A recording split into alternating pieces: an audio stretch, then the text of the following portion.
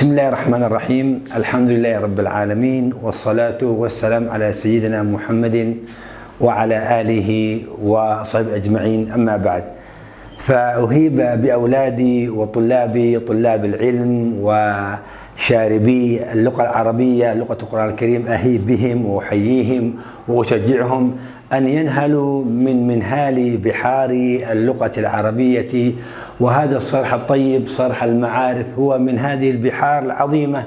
فأحيي كل طالب يريد أن يتقن اللغة العربية فهما وإدراكا وكلاما وحديثا واستيعابا لكلام رب العالمين أن يأتي إلى هذا الصرح الطيب، وأن يضع قدميه في هذا المكان، وأن يشرب من هذا المعين، وأن يسارع إلى التسجيل في هذا معهد المعارف الذي هو مثل اسمي حتى ندرك اللغة العربية. فأقول لطلابي الأحباب وطلاب العلم: كالي دخسو.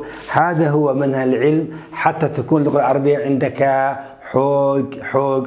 ولا بد أن تكون في نطقك وكلامك إنسان يتقنها ونشيطا فرعون بحديثك وكلامك. أسأل الله أن يجعلكم طلبة علم تحملون العلم من هذا المعين وتنشروا في ربوع هذه البلاد الإيمانية الخيرة، بلاد أرض الصومال. وصل اللهم على سيدنا محمد وعلى آله وصحبه وسلم، والحمد لله رب العالمين.